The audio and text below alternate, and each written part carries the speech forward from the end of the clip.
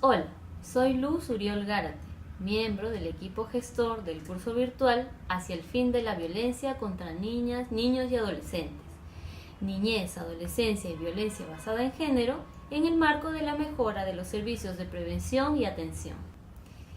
Es necesario revisar la historia de la infancia para poder dar cuenta de que el significado de la misma no siempre fue igual y que ha variado de sociedad en sociedad, de época en época, de cultura en cultura, y que eso ha impactado de manera distinta también en la forma de vida de las niñas, los niños y adolescentes. Por ejemplo, en la época antigua, el rasgo común que se tenía hacia los niños es que era un objeto de propiedad. En la Edad Media, el niño era considerado un adulto pequeño, un ser incompleto, alguien que contenía un germen del mal, a quien se le consideraba tenía tendencias malignas y que había que aplacar. En la Edad Moderna surgen nuevas miradas sobre la niñez. Se considera una etapa distinta a la de los adultos. Es en esta época que se consolida la figura de familia nuclear compuesta por padre, madre e hijos. Surgen también las primeras instituciones educativas. Ya en la época actual, las niñas y niños son sujetos de derechos, así de simple. Es en esta época que surge la Convención por los Derechos de los Niños. Aborda este documento los factores sociales asociados a la falta de derechos, por lo tanto, es un documento de principio ético. Chris Jenks, especialista en infancia, nos dice en su libro Sociología de la Infancia, que data de 1982, que la infancia o la niñez no es solamente un fenómeno natural, directamente derivado del desarrollo o crecimiento físico.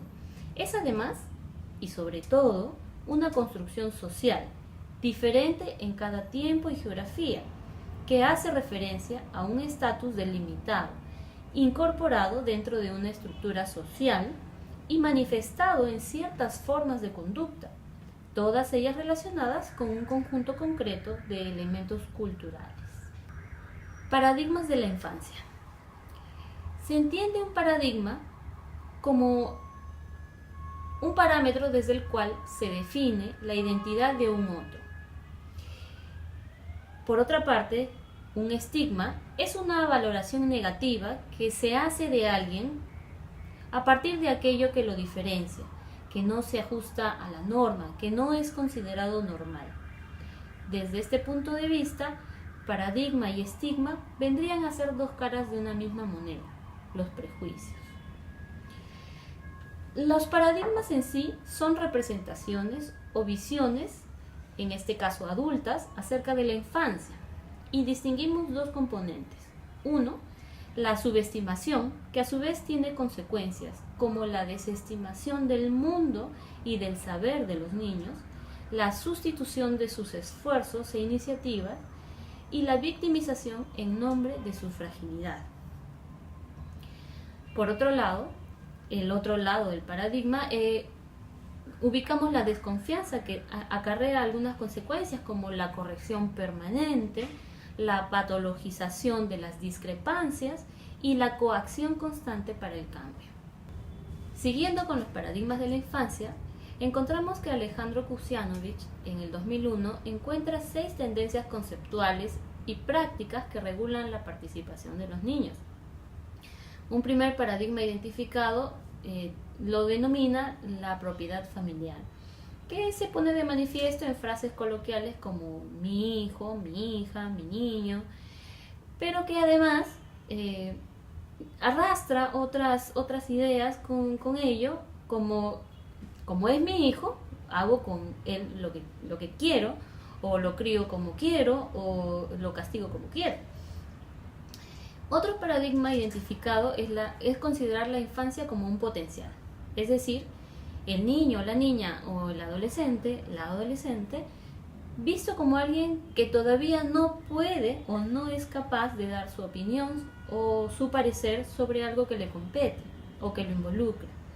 Entonces, en ese sentido, Un niño y una niña es alguien que todavía no puede opinar, es alguien que después va a dar su parecer, después va a tomar una decisión, en fin.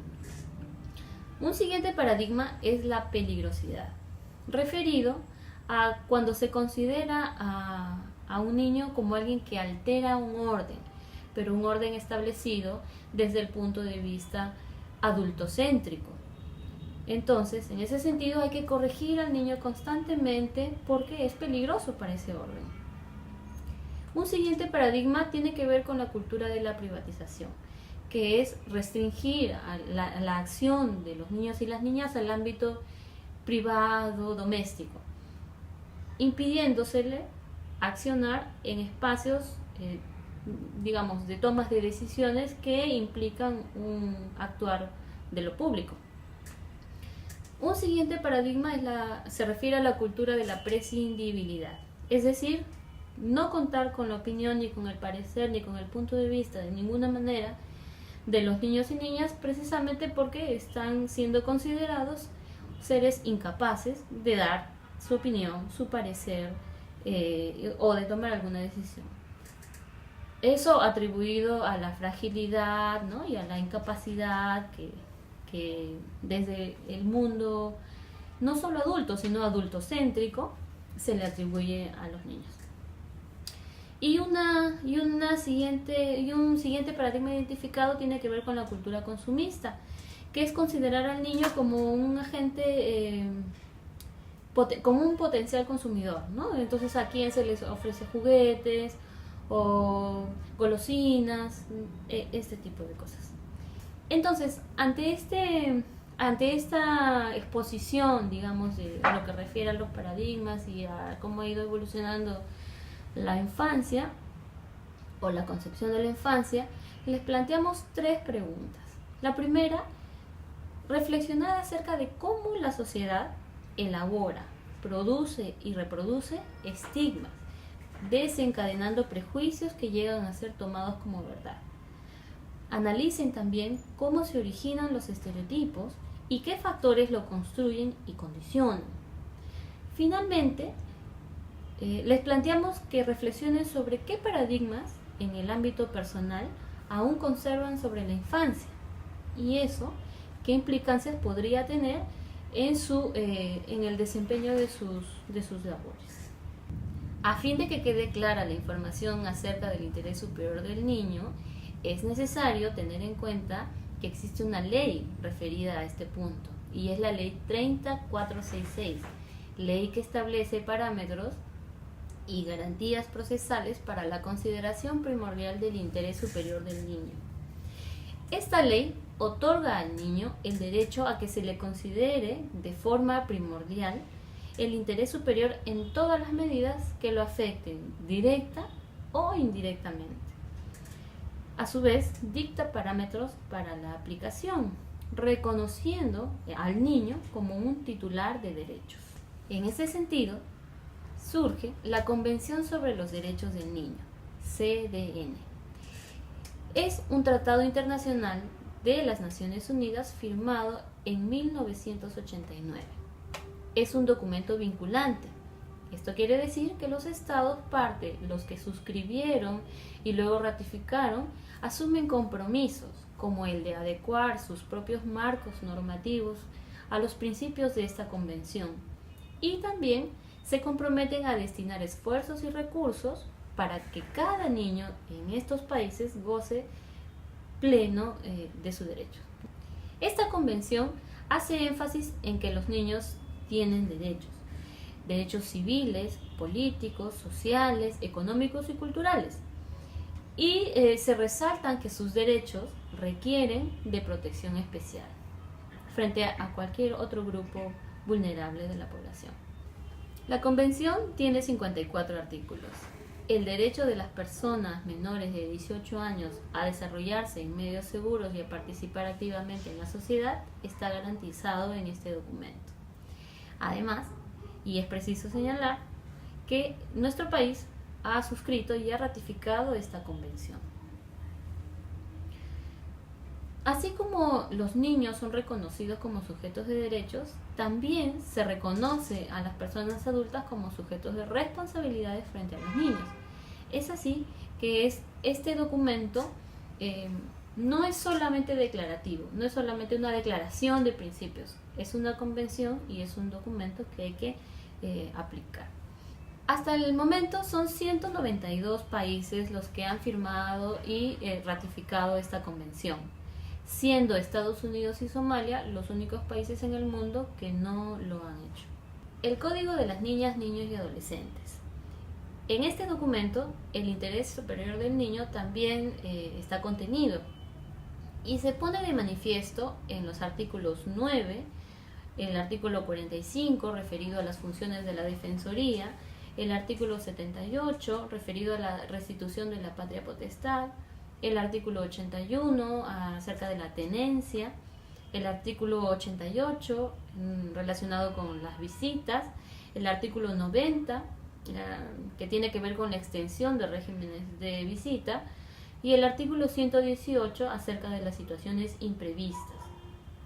Pero cabe resaltar que en todo el documento el interés superior del niño está contenido, ¿no? Está de manifiesto en estos artículos mencionados, pero está en general, lo pueden revisar.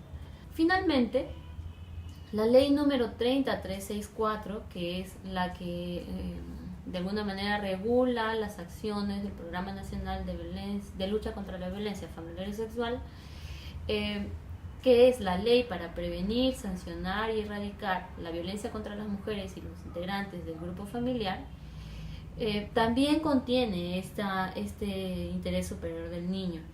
Esta ley, la ley 30364, fue publicada el 23 de noviembre del 2015, derogando una ley que ya llevaba 23 años de vigencia, mejorándola también, ya que esta ley incorpora nuevos enfoques y paradigmas. Los principios orientadores de esta ley 30364 son los principios de igualdad y no discriminación, debida diligencia, intervención inmediata y oportuna, sencillez y oralidad, razonabilidad y proporcionalidad y, por supuesto, el interés superior del niño. Es así que la ley 30364, en todas las medidas adoptadas por instituciones públicas o privadas de bienestar social, los tribunales, las autoridades administrativas o los órganos administrativos, se debe tener consideración primordial del interés superior del niño. Hasta aquí con lo revisado para esta primera sesión. Van a encontrar en la plataforma virtual materiales adicionales para complementar los aprendizajes propuestos a lo largo del curso. Nos vemos en la siguiente sesión. Chao.